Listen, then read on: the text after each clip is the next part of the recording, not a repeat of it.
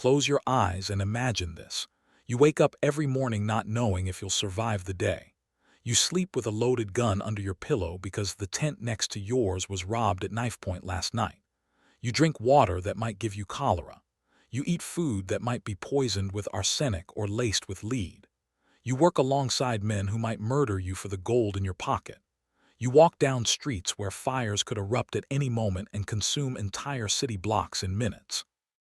You live in a place where the sheriff is more likely to rob you than protect you, where mobs hang people without trials, where your neighbor today might be dead tomorrow and nobody will even investigate why. This wasn't a war zone. This wasn't a foreign dictatorship. This was California between 1848 and the 1870s. And if you lived there, you weren't safe. Not for a single day. Not for a single hour. Safety, the basic feeling that you'll probably survive the day, that your belongings won't be stolen, that you won't be randomly attacked or killed, is something you take completely for granted. You assume you'll wake up tomorrow. You assume the building you're in won't collapse or burn down. You assume the food you eat won't kill you. You assume strangers won't murder you for the cash in your wallet. In early California, none of those assumptions held. Every single thing that makes you feel safe in modern life, police, fire departments, building codes, health inspections, courts, hospitals, stable government, either didn't exist or was so corrupt and dysfunctional that it made things worse. Early California was a place where danger came from every direction simultaneously. Nature tried to kill you. Disease tried to kill you. Other people tried to kill you. Your own shelter tried to kill you. Your food tried to kill you. There was no safe space. There was no safe moment. There was just constant, grinding, exhausting fear that most people today can't even comprehend. By the end of this documentary, you'll understand exactly why nobody in early California felt safe, why every single day was survival against overwhelming odds, and why the idea of basic security, the thing you experience right now without even thinking about it, was a luxury that simply didn't exist. This is the story of what life feels like when safety disappears completely. Let's establish exactly what early California was so you understand why it became the most dangerous place in America. We're focusing on 1848 to roughly 1870, the gold rush era and its chaotic aftermath. January 1848, gold is discovered at Sutter's Mill. Word spreads globally. Within 2 years, over 100,000 people flood into California. By 1852, the population exceeds 250,000. By 1860, it's over 380,000. This is the fastest mass migration in American history, and it's driven entirely by greed and desperation. Here's why that migration created universal danger. California went from an underpopulated Mexican territory to a swarming human anthill almost overnight, with absolutely zero infrastructure to support it. Imagine your quiet neighborhood suddenly getting 50,000 new residents in 2 months, with no new houses, no new police, no new hospitals, no plan whatsoever. That's what happened to California, except there was no existing civilization to strain. There was almost nothing to begin with. The legal situation was chaos. California had just been seized from Mexico in 1848. It wasn't a U.S. state until 1850. There was no established American legal system, no functioning courts, no trained law enforcement. Mexican law technically still applied in some places. American military law applied in others. In most places, no law applied at all. It was a jurisdictional nightmare that created a vacuum where violence flourished. The federal government was 3,000 miles away across terrain that took months to cross. You couldn't call Washington for help. You couldn't appeal to federal authorities. You couldn't expect the U.S. Army to protect you.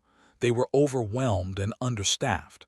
You were completely isolated from any higher authority that might establish order. The geography made everything more dangerous. California is huge, over 160,000 square miles of mountains, deserts, valleys, and coastline. The mining camps were scattered across this enormous territory in the most remote, inaccessible locations. You couldn't get help. You couldn't escape quickly. You were isolated in small camps surrounded by wilderness that could kill you as easily as any human. The population composition created maximum danger.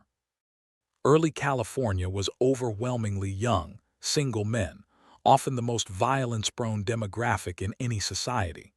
The gender ratio in mining camps was frequently 50 men for every woman, sometimes 100 to 1. No families, no stabilizing social structures, no women and children to civilize male behavior. Just thousands of aggressive, desperate, armed men competing for limited resources. These men came from everywhere: America, China, Mexico, Chile, Peru, Australia, Europe. They spoke different languages. They had different customs. They had no shared values, no common bonds, no reason to trust each other. The only things uniting them were greed and the willingness to do whatever it took to get gold. Many of them were criminals. Australia sent convicts. American cities emptied their jails. Criminal gangs arrived deliberately to exploit the lawless conditions. You were living alongside murderers, thieves, con artists, and violent predators, and there was no way to know who was dangerous because there were no background checks, no law enforcement records, no community knowledge. The cities were just as dangerous as the camps. San Francisco grew from 800 people to 25,000 in 18 months. There was no city planning. Buildings were thrown up in days, wooden fire traps packed together. The streets were mud pits filled with garbage, human waste, and dead animals. Ships were abandoned in the harbor, their crews deserting for the gold fields, and the rotting vessels became floating disease incubators. Fire destroyed San Francisco 6 times between 1849 and 1851. 6 times. The entire city burned down and had to be rebuilt. Each time, people died, fortunes were lost, and the cycle of violence and chaos intensified. The weather added another layer of danger. Summer in the mining regions meant temperatures over 100 degrees with no shade and contaminated water sources. Winter meant snow measured in feet, temperatures below zero, and complete isolation for months. Spring meant flooding that could wash away entire camps. The climate was actively hostile and you had no protection from it. This was the world. No law, no safety systems, no stability, no community trust, no protection from nature, no escape. Just you, thousands of dangerous strangers, and the absolute certainty that something was trying to kill you at every moment. Welcome to early California, where safety was a fantasy and fear was the only rational response to reality. Let me show you what it actually felt like to live through a single day in early California, because this is where you start understanding why nobody ever felt safe. You wake up in a canvas tent. That's your home, a piece of cloth held up by wooden poles. It provides zero security. Anyone can cut through it in seconds. It doesn't lock. It barely keeps out weather. Last week, a tent 3 spots down from yours collapsed in wind and suffocated the man sleeping inside. 2 days ago, someone's tent was sliced open at night and everything was stolen while they slept. You're sleeping in what amounts to a fabric box that announces, "Vulnerable person here." Inside this tent, you sleep on the ground or maybe a wooden plank if you're lucky. Your blanket is probably infested with lice, fleas, and bedbugs, parasites that carry typhus and other diseases. You can't wash the blanket because water is scarce and you need it for drinking and mining. So you sleep in filth, being bitten constantly, knowing those bites might kill you. You wake up exhausted because you didn't really sleep. You were listening all night, listening for footsteps, for voices, for anyone approaching your tent. Every sound might be someone coming to rob or kill you. You've trained yourself to sleep light, to wake at any unusual sound because deep sleep means vulnerability. You need to use the bathroom. There is no bathroom. There's a pit somewhere in the camp, or maybe nothing at all. You walk outside in the dark to relieve yourself, and you're exposed and vulnerable. Men have been attacked during this basic biological function. You're always on guard, always watching your surroundings. You need water. The nearest source is a stream that hundreds of other people are using. They're washing in it, defecating upstream, dumping mining waste into it. The water is cloudy, probably contaminated with mercury from mining operations. definitely full of bacteria and parasites. But you have to drink it. There's no alternative. Every sip might be the one that gives you dysentery or cholera. Every morning you're gambling with your life just to stay hydrated. You need food. If you have any, it's probably salt pork that's going rancid, or hardtack that's infested with weevils, or beans that you'll cook over an open fire. Fresh food is impossibly expensive and rare. Vegetables, forget it. You're developing scurvy, your gums are bleeding, your teeth are loosening. You can feel yourself deteriorating, but there's nothing you can do about it. Cooking means building a fire, which means gathering wood, which means leaving your camp and possessions unguarded. While you're gone, someone might rob you. While you're focused on the fire, someone might attack you. The simple act of preparing food requires constant vigilance. You eat your miserable breakfast, and you notice your neighbor's tent is collapsed. You investigate and find he died during the night. Disease, probably, or maybe he froze, or maybe someone killed him quietly. His body is already stiff. Nobody knows his real name. Nobody knows if he has family. Nobody's going to investigate. Someone will drag his corpse out of camp later and bury it in a shallow grave if they bother at all. You eat your breakfast 20 feet from a fresh corpse and you barely react because death is routine. Now you go to work, which means walking to your mining claim carrying your tools and any gold you found. You're exposed on the trail. Bandits watch the trails. They know miners carry gold. You keep your hand near your weapon. A knife, maybe a gun if you can afford one. You scan constantly for threats. The walk to work is a combat patrol through hostile territory. At your claim, you're standing in freezing water for 12 to 16 hours, bent over, sorting gravel. Your back is screaming. Your hands are numb, then painful, then numb again. You're developing chronic injuries that will disable you eventually. And while you work, you're watching for claim jumpers, watching for thieves, watching your neighboring miners to make sure they're not planning to attack you. You find a small amount of gold. Not enough to get rich, just enough to keep going. But now you have a new problem. Where do you hide it? Keeping gold on your person makes you a robbery target. Hiding it in your tent means someone will find it when they inevitably search your possessions while you're gone. There is no bank you can trust. There is no safe storage. Your success makes you less safe, not more. The sun is setting. You walk back to camp in the dark. The camp has no lighting. You navigate by moonlight and the glow of fires. Shapes move in the darkness. Are they other miners going about their business, or are they predators stalking victims? You don't know. You can't know. You just hurry to your tent and hope you make it. You're back in your tent. You're exhausted, in pain, scared, and you have to do this all again tomorrow. You haven't felt safe for a single moment of the entire day. Not while sleeping, not while eating, not while working, not while walking. There has not been 1 second when you weren't in potential danger from disease, violence, accident, or nature. And here's the worst part. This isn't a bad day. This is a normal day. This is every day. The fear never stops. The danger never ends. You live in a constant state of threat awareness that would break most modern people within a week. You're not living. You're surviving hour by hour, and you know that eventually something is going to kill you. It's just a question of what gets you first. The work itself was a daily exercise in mortal danger, and the economic system ensured that even if you survived the physical risks, you'd probably still end up destitute. Let me show you exactly how work in early California meant constant fear. Mining was the most common occupation, and it was a uniquely dangerous combination of backbreaking labor and vulnerability. You're standing in water that's often near freezing, sometimes for 16 hours straight. Hypothermia is a constant risk. Trench foot is universal. Your feet rot while you're still using them. Men would literally work until their feet fell apart because stopping meant no income, and no income meant starvation.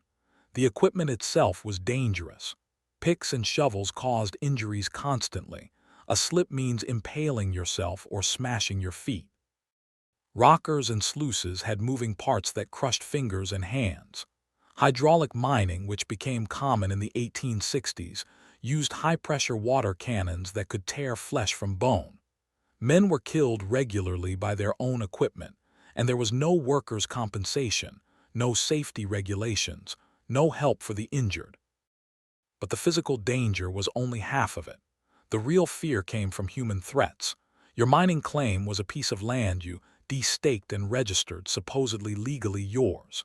In reality, it was only yours as long as you could defend it physically. Claim jumping was epidemic. Groups of armed men would simply take your claim and dare you to stop them. You de-work a claim for weeks, finding small amounts of gold, and then you'd strike a rich pocket. Suddenly you're finding serious gold, hundreds or thousands of dollars worth. You should feel happy, right? Instead, you feel terror. Because now everyone knows your claim is valuable. Now you're a target. You can't sleep at your claim because you'll be murdered. You can't leave because someone will jump it. You're trapped by your own success. Some miners formed partnerships to defend claims, but partnerships meant trusting someone with your life and fortune. Your partner could kill you and take everything. It happened constantly. The fear of your own partner was as real as the fear of claim jumpers. If you weren't mining, you might work in logging, which was even more dangerous. Men were crushed by falling trees daily. The lumber camps were in remote mountains with no medical care. A serious injury meant you'd probably die, and a minor injury meant you couldn't work, which meant you de-starve. You lived in constant fear of the accidents that killed or disabled multiple workers every single day. Construction work in the growing cities was a death trap. Buildings were thrown up with no safety standards.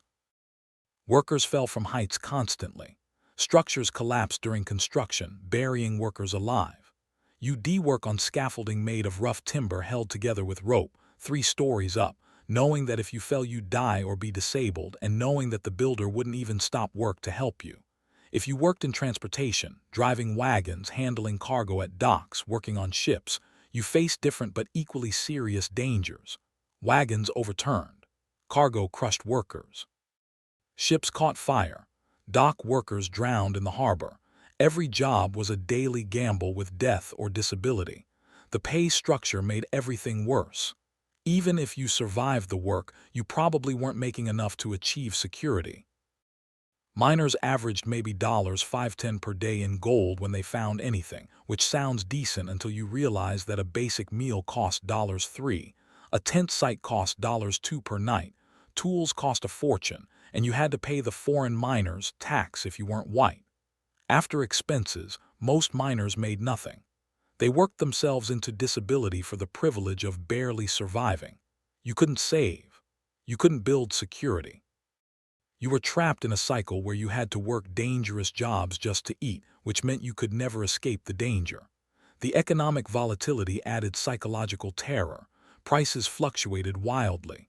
One day, flour cost $10 per pound. The next week, a shipment arrives and it costs $2. But you already spent all your gold on expensive flour. Gold values changed. Claims that were worth working became worthless when the easy gold ran out. Entire towns appeared and disappeared in months as gold deposits were exhausted. You couldn't plan. You couldn't build stability. The economy was pure chaos, and that chaos meant you could never feel financially secure no matter how hard you worked. Financial insecurity is a form of fear. The constant anxiety that you won't be able to afford food, shelter, or safety. In early California, that fear was universal and justified. Unemployment meant death, not just poverty. If you couldn't work, if you were injured, sick, or just couldn't find work, there was no safety net. No unemployment insurance. No welfare. No charity that could handle the scale of need. You'd end up begging on the streets of San Francisco, and you'd probably die there. The fear of losing your job was the fear of death, and that fear hung over every worker every day. Labor organizing was impossible and dangerous. Workers couldn't unionize or demand better conditions because employers had all the power. If you complained, you were fired and replaced instantly. There were always desperate people willing to take dangerous jobs. If you tried to organize, you might be attacked by company enforcers or vigilante groups protecting business interests.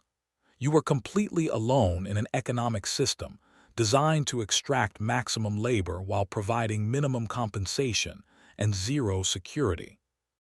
You worked in constant fear of injury, unemployment, claim jumping, cheating employers, and economic collapse. There was no safe job. There was no economic security. There was just daily risk and the certainty that the system was designed to destroy you. Disease and injury created a specific kind of terror in early California. The certainty that even minor health problems could kill you and that no help was coming.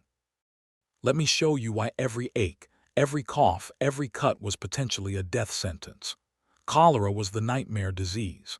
It would sweep through mining camps and cities like wildfire. You'd wake up feeling fine, develop diarrhea by mid-morning, and be dead by evening. The dehydration was so rapid and severe that corpses would be unrecognizable, shriveled, blue-tinged, grotesque. Cholera epidemics killed hundreds in days. Entire camps would panic and flee, spreading the disease to new areas. The terror of cholera wasn't just that it killed fast, it was that it killed randomly. You couldn't protect yourself. It spread through contaminated water, and all water was contaminated. You had to drink. You had to use water. Every sip was potentially fatal. You'd watch people around you drop dead and know you were probably next. The psychological horror of waiting to see if you developed symptoms was unbearable. Dysentery was slower but just as deadly. Chronic, bloody diarrhea that dehydrated you over days or weeks. Most people in early California had dysentery at some point. You'd work while suffering from constant diarrhea, dehydration, and abdominal pain. It weakened you, made you vulnerable to everything else, and if it got bad enough, it killed you slowly and miserably. Scurvy was universal. The lack of fresh vegetables meant almost everyone developed vitamin C deficiency. Your gums would turn black and bleed. Your teeth would loosen and fall out. Old wounds would reopen. You'd bruise from the slightest touch. Extreme cases led to organ failure and death. You could feel yourself deteriorating, your body literally falling apart, and there was nothing you could do about it except hope you'd find fresh food before it killed you. Typhoid, malaria, smallpox, pneumonia, tuberculosis, all of them circulated constantly. You couldn't avoid exposure. The camps were too crowded, the sanitation too poor, the health too compromised. Getting sick wasn't a question of if but when, and every illness could be fatal because there was almost no effective medical care. The doctors in early California were often quacks, con artists, or incompetents. Real medical training was rare. Germ theory didn't exist yet. Doctors still used mercury treatments, bloodletting, and other therapies that made patients worse. If you went to a doctor, you might be given laudanum, opium, mercury compounds that poisoned you, or calomel that caused mercury poisoning and destroyed your teeth and gums. Surgery was butchery. No anesthesia in most cases. They'd just hold you down and cut. No antibiotics, so infections were almost guaranteed. Amputations were common for any serious limb injury, and they were done without pain control, with saws, in unsanitary conditions. Most people who underwent amputation died of shock or subsequent infection. Injuries were constant and often fatal. In mining, you could be crushed by rock falls, impaled by equipment, drowned in flooded shafts, or poisoned by mining chemicals. A broken bone often meant death because it would become infected or heal wrong, leaving you disabled and unable to work. A deep cut could kill through infection. Burns from fires or cooking were common and frequently became infected and fatal. There was no emergency response. If you were injured in a mining camp, there was no 911 to call, no ambulance, no trauma center. Your fellow miners might help or might rob you while you were vulnerable. You'd either recover on your own or you'd die. The lack of emergency medicine meant that injuries that would be survivable today, broken limbs, moderate burns, deep cuts, were often death sentences. Mental health deterioration was epidemic but unrecognized. The constant stress, fear, isolation, and trauma broke people psychologically. There was no mental health treatment. People suffering from what we now call PTSD, depression, or anxiety would self-medicate with alcohol or opium, often becoming addicted. Alcoholism was rampant. Opium addiction was common. Suicide rates were extremely high. The suicide epidemic was a particular form of fear. The knowledge that despair was so common and so severe that people regularly chose death over continuing to live in these conditions. You'd find men who'd hanged themselves, shot themselves, drowned themselves. Nobody talked about it. Nobody addressed it. It was just another way people died in early California. Death was so common it became environmental background noise. You'd see corpses regularly, bodies in the streets of San Francisco, shallow graves around mining camps that animals had dug up, corpses floating in rivers. The smell of death was often present. You became desensitized to death, which created its own psychological damage. But here's the real terror. You knew you'd probably die in California. The mortality rates were staggering. Estimates suggest that up to 20% of Gold Rush participants died within a few years. 1 in 5. Those aren't war casualties. Those are mortality rates for people just trying to work and survive in a civilian setting. You lived every day knowing that you'd probably die here, that your body would probably end up in a shallow grave with no marker, that your family would never know what happened to you. That existential fear, the knowledge that death was likely and would be meaningless, was a weight that crushed people's spirits. You weren't safe from disease, from injury, from your own body's deterioration. Safety from health threats simply didn't exist. The crime and violence in early California created an atmosphere of constant, pervasive fear that made every human interaction potentially deadly. This is where you see most clearly why nobody felt safe for a single day. There was almost no law enforcement. San Francisco in 1850 had maybe a dozen police officers for a population of 25,000. Most mining camps had no law enforcement at all. The entire state had perhaps a few hundred actual law enforcement officers trying to cover 160,000 square miles and hundreds of thousands of people. The ratio of police to population was maybe 1,000 or worse. You could not count on police protection because it didn't exist. The police who did exist were often corrupt. They'd rob you themselves, or protect criminals for bribes, or ignore crimes because investigating was dangerous and they weren't paid enough to risk their lives. Some sheriffs were literally criminals who'd won elections through intimidation. You feared the police almost as much as criminals. Robbery was epidemic and unpunished. You couldn't walk through San Francisco at night without serious risk of being robbed. The Sydney Ducks, a gang of Australian criminals, controlled entire neighborhoods and robbed with impunity. In mining camps, theft was constant. Your equipment, your gold, your supplies, your clothes. Everything you owned was under constant threat. You couldn't protect your property. Locks barely existed and didn't work anyway. Anyone could cut through a tent or break a primitive lock. You couldn't hide valuables effectively. You couldn't trust neighbors to watch your things. The only security was constant vigilance, and you couldn't be vigilant while sleeping, working, or doing anything else. Your property was vulnerable 24 hours a day. Murder was common and rarely punished.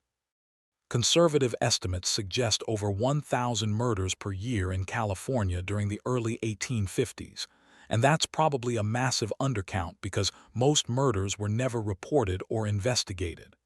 You could kill someone, and unless they had powerful friends, nothing would happen to you. The murder rate created a rational fear that you could be killed at any moment for any reason. Someone might kill you for your gold, for your claim, for your equipment, for looking at them wrong, or for no reason at all. Random violence was common enough that you couldn't feel safe anywhere.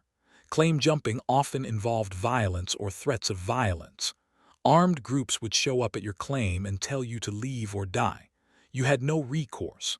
The miners' courts were mob justice that favored whoever had more friends and guns. You'd de-work a claim for months and lose it to violence in minutes, and there was nothing you could do. Assault was routine. Barroom brawls turned into knife fights or shootings. Arguments over debts, insults, or business disputes became violent regularly. Men carried weapons everywhere and used them freely. You couldn't have a disagreement without it potentially escalating to lethal violence. Rape was common and almost never punished. Women were extremely vulnerable, and the few women in California lived in constant fear of sexual assault.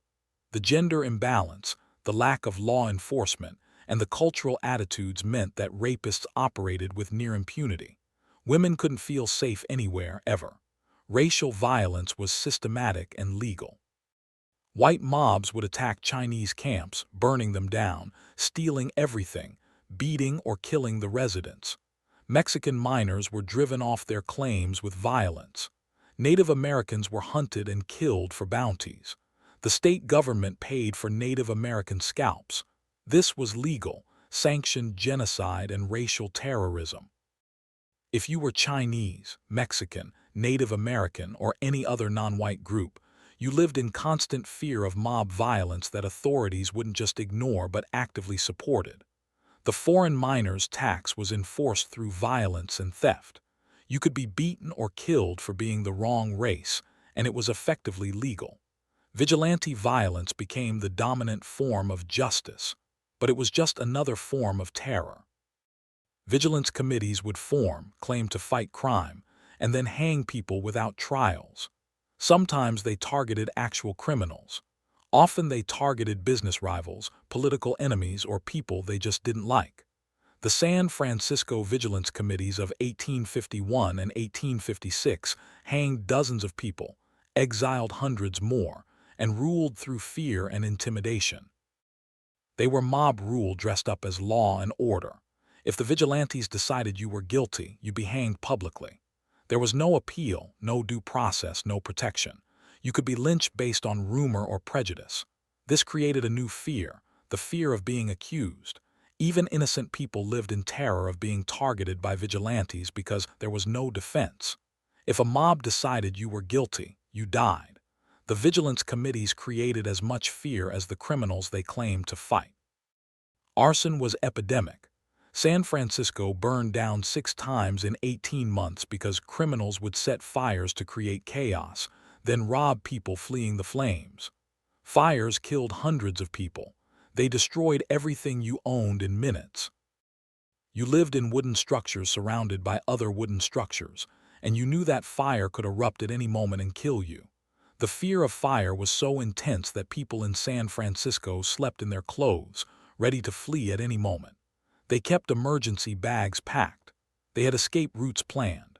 Every night was a potential fire catastrophe, and there was almost no effective firefighting capability. Gangs controlled territory in cities.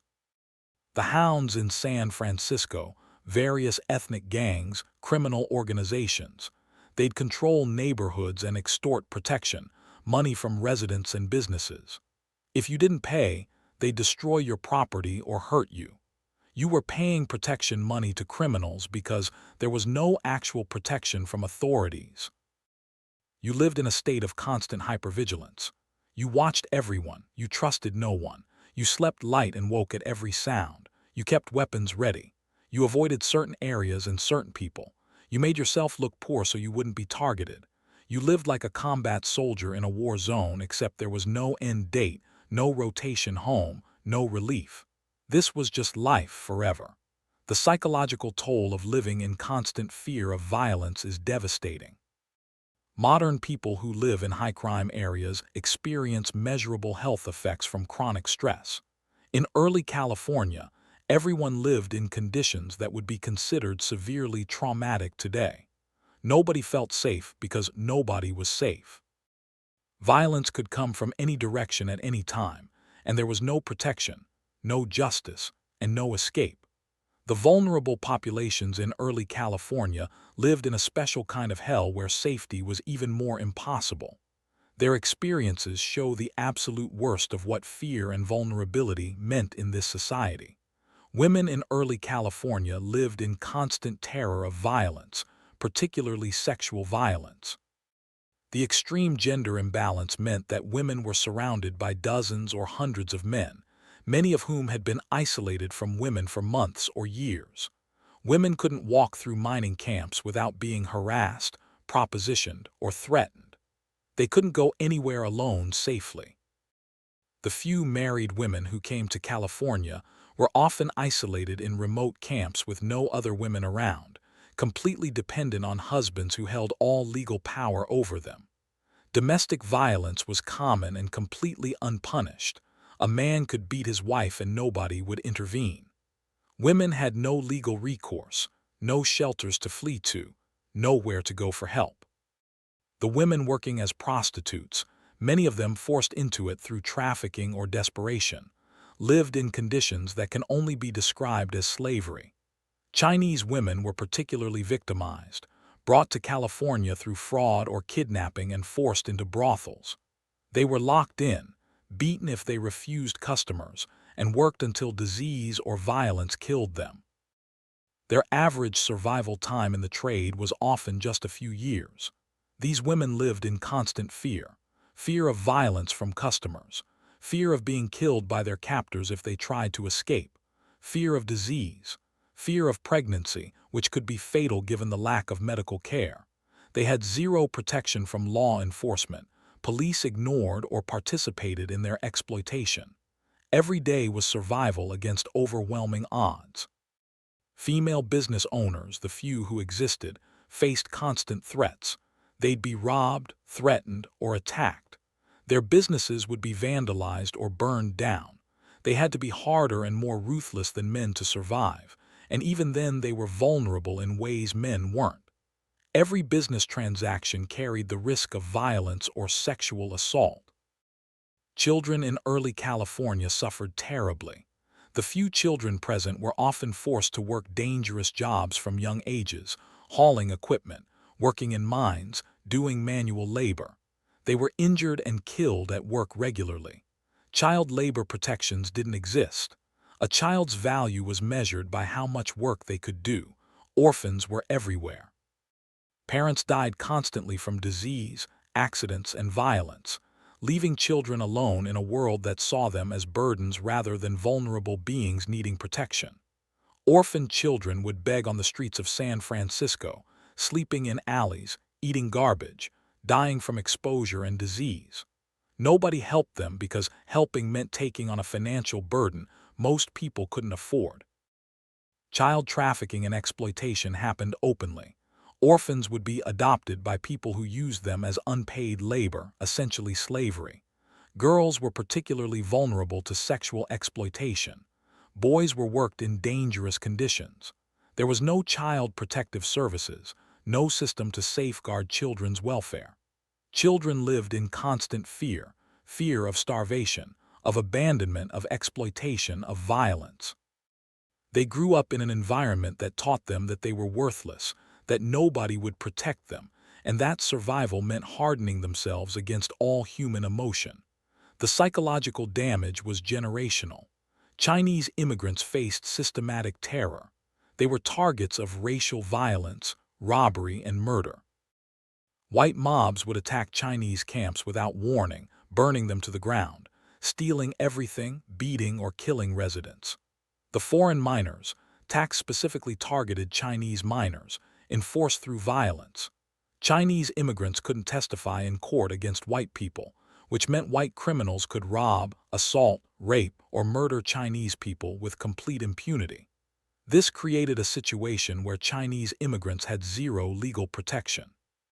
They were outside the law, not protected by it, and not able to use it for defense. They lived in constant fear of mob violence. The Chinese massacre of 1871 in Los Angeles saw a white mob murder 17 Chinese residents in a single night, lynching them, shooting them, mutilating their bodies. Similar violence happened regularly throughout California. Chinese immigrants knew they could be killed by a mob at any moment and nobody would be punished. They faced economic terrorism. Their businesses would be vandalized or burned. They'd be driven off mining claims through violence. They were forced to pay extortionate fees and taxes. They worked the most dangerous jobs for the lowest pay. They lived in segregated areas with the worst conditions. Every aspect of their lives was designed to extract maximum labor while providing minimum safety or rights. Mexican and Latin American immigrants faced similar persecution. Many had land grants from the Mexican period that were stolen through violence or legal manipulation.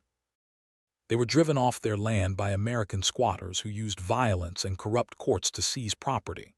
They had no real legal recourse. They were targeted by the foreign miners' tax, robbed by tax collectors, and driven from the gold fields through systematic violence. Entire camps of Chilean and Mexican miners were attacked and burned. The people who'd lived in California before the American invasion became refugees in their own land, living in fear of the American vigilantes and mobs. Native Californians faced genocide. This is not hyperbole, it was systematic mass murder. The state government paid bounties for Native American scalps and body parts. Militias would raid native villages, murdering everyone they could find: men, women, children, elders. The goal was explicit elimination. Native Californians lived in absolute terror. They were hunted. Their food sources were destroyed deliberately to starve them. Their children were kidnapped and sold as slaves under the apprenticeship laws. Their population dropped from over 150,000 before the gold rush to less than 30,000 by 1870. That's not a decline, that's near total annihilation.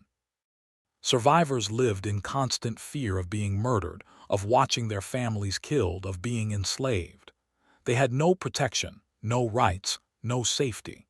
They were being systematically exterminated, and everyone knew it and most people supported it. The vulnerable populations in early California experienced fear so intense and so constant that it would be classified as torture by modern standards. They weren't just unsafe, they were being actively hunted, exploited, and destroyed by systems designed to victimize them. Safety wasn't just absent, it was deliberately denied to them. They lived every moment knowing they could be killed, assaulted, or robbed, and that nobody would help them. That level of fear is almost incomprehensible to modern Americans living in relative safety. If we're identifying the single moment when the feeling of unsafety reached its absolute peak, it's San Francisco in May 1851, during the Fourth Great Fire, and the peak of the First Vigilance Committee's reign of terror. Imagine you're in San Francisco on the night of May 3, 1851. It's around 11 p.m. You're trying to sleep in a wooden building in a city of wooden buildings packed together like kindling. Suddenly, you hear the alarm, fire, fire, and you smell smoke. You run outside and see flames already consuming buildings 2 blocks away. The fire is spreading with impossible speed because everything is wood, because buildings are touching each other, because there's no adequate water supply, and because the fire department is overwhelmed and under-equipped. You have minutes to decide what to grab: your gold, your important documents, clothes, food. You can't take everything. You make desperate choices, stuffing things into bags while smoke fills the air and the heat intensifies. Around you, thousands of people are doing the same thing, panic spreading as fast as the flames. You run into the street carrying whatever you manage to grab. The streets are chaos, thousands of people fleeing, pushing, shouting. Some people are carrying trunks of belongings, others have nothing. Everyone is terrified because the fire is moving faster than people can run. Then you see them, looters. Groups of men are breaking into buildings that people have abandoned, stealing everything they can carry. Some of them aren't just stealing, they're setting new fires deliberately, creating more chaos so they can rob more effectively. You realize that the fire might have been set intentionally by arsonists who profit from the chaos. You're running through smoke-filled streets, clutching your possessions, terrified of being burned alive and equally terrified of being robbed by the human predators using the fire as cover. You don't know which threat to prioritize. The fire could kill you in minutes. The looters could kill you and take everything. Both threats are immediate and real. You make it to the waterfront where thousands of people have gathered, watching the city burn. Over the next few hours, you watch 2,000 buildings burn to ash. Millions of dollars of property destroyed. People are dying in the flames, trapped in buildings, overcome by smoke, burned alive. You can hear screaming. You can smell burning flesh mixed with burning wood. The sky is orange and black with flames and smoke. You survived the fire, but now you're homeless. The building you lived in is gone. Your possessions, if you couldn't carry them, are gone. Thousands of people are in the same situation. There's no disaster relief, no emergency housing, no government assistance. You're on your own. And here's where it gets darker. The next day, the Vigilance Committee announces they're taking control of law and order. They say they're going to stop the arson and crime. They start rounding up suspected criminals. Within days, they're holding trials, mob trials with no legal authority. They're hanging people publicly in Portsmouth Square. You watch a man named John Jenkins hanged for allegedly stealing a safe. There was no real trial. The Vigilance Committee grabbed him, declared him guilty, and executed him in front of a cheering crowd. You're watching extrajudicial execution, and half the city is applauding it because they're so desperate for safety that they'll accept mob murder as justice. But here's what makes you more afraid, not less. You realize that the Vigilance Committee can target anyone. They claim to fight crime, but they're answering to nobody. If they decide you're guilty, you hang. If someone accuses you falsely, you might hang. If you get on the wrong side of the powerful men running the committee, you might hang. So now you're afraid of the criminals, afraid of fires, afraid of the Vigilance Committee, and afraid of being falsely accused. There is no safety. There is no authority you can trust. There is no protection. You're living in the ashes of a burned city, watching public hangings, knowing another fire could erupt at any moment, knowing that mobs rule instead of law, knowing that you could die tonight from fire, murder, or execution. Every single source of potential safety has failed or become another threat. This moment, post-fire San Francisco under vigilante control, represents the absolute nadir of safety in early California. The normal sources of fear, crime, fire, disease, were combined with the fear that the supposed solution, vigilante justice, was as dangerous as the problems. There was nowhere safe, nobody to trust, and no reason to believe tomorrow would be better. That's what peak unsafety feels like, when every system that should protect you has either failed or become another threat, when you're surrounded by danger from all directions, and when you know that this is just how life is now, with no end in sight. Let me show you the difference between a world where safety didn't exist and the world you live in now, where safety is so reliable you don't even think about it. Then, you woke up every day not knowing if you'd survive it. Fire could destroy your home in minutes.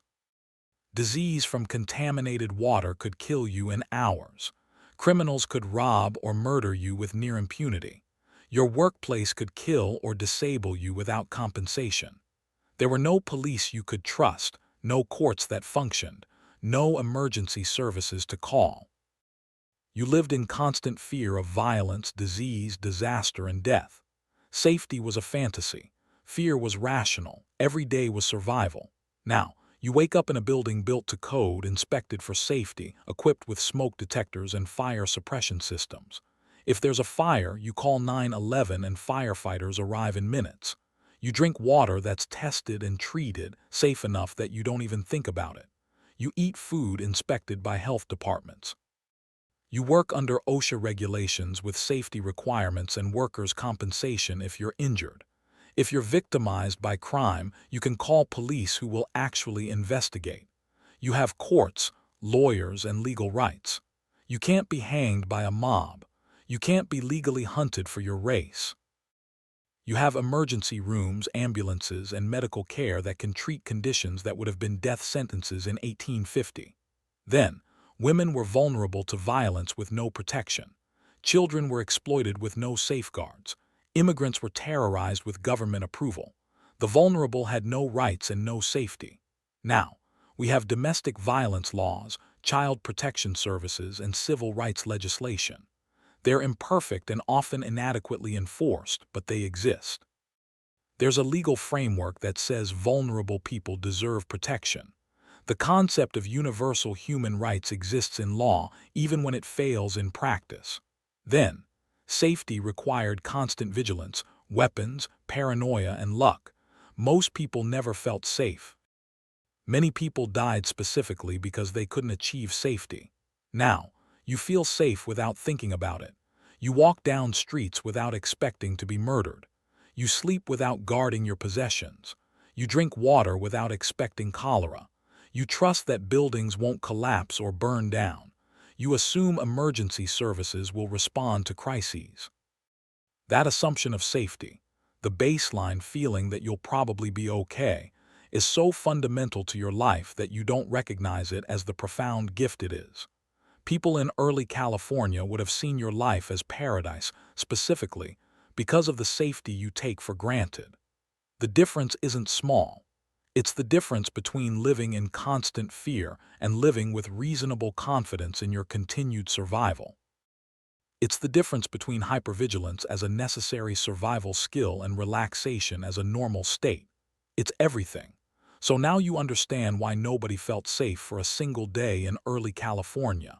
It wasn't because they were paranoid or overreacting. It was because danger was constant, real, and came from every direction simultaneously. Nature tried to kill you through weather, fire, and contaminated resources. Disease tried to kill you through cholera, dysentery, scurvy, and a dozen other conditions. Other people tried to kill you through robbery, murder, assault, and arson. Your workplace tried to kill you through dangerous conditions and equipment. The very structures you lived in tried to kill you through fire and collapse. There was no safe place, no safe time, no safe activity. The systems that should have created safety, law enforcement, courts, government, community, either didn't exist or were so corrupt and dysfunctional that they created new dangers. The vigilantes who claimed to provide security through violence became as threatening as the criminals they targeted. For vulnerable populations, women, children, immigrants, people of color, the unsafety was even more intense.